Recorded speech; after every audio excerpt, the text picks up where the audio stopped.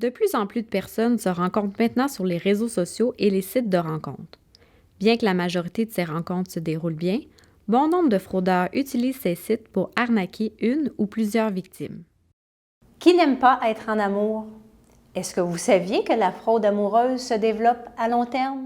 Les fraudeurs se font passer pour des amoureux. Mais en réalité, les amoureux n'existent pas. Il n'y a aucune rencontre en personne entre la victime et le fraudeur. Le fraudeur se dit souvent à l'étranger pour le travail ou autre. Mais en réalité, il est assis derrière son ordinateur dans un endroit que vous ne pourriez même pas imaginer. Les fraudeurs envoient des photos, complimentent leurs victimes pour laisser croire qu'il s'agit d'une vraie relation amoureuse, ce qui est totalement faux.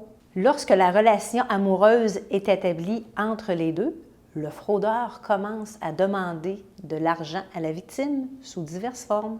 Compte bancaire inaccessible, frais à payer en attente d'un héritage, frais divers pour venir rejoindre la victime au Québec, besoin d'une assistance financière d'urgence, frais médicaux à acquitter, etc.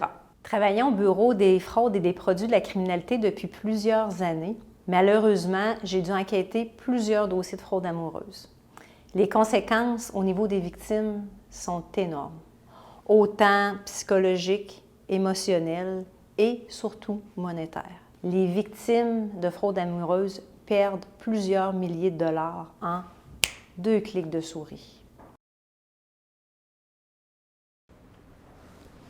Soyez prudents et gardez en tête qu'il s'agit d'une rencontre virtuelle. Et tant et aussi longtemps que vous n'aurez pas rencontré l'autre personne, il est possible que tout soit faux. En tout temps, ne cédez pas à la pression. Même si cette personne vous fait sentir moins seul et que vous vous sentez aimé, n'hésitez pas à en parler parce que vous pourriez être victime de fraude amoureuse. Soyez vigilants, on a tous notre rôle à jouer en prévention de la fraude.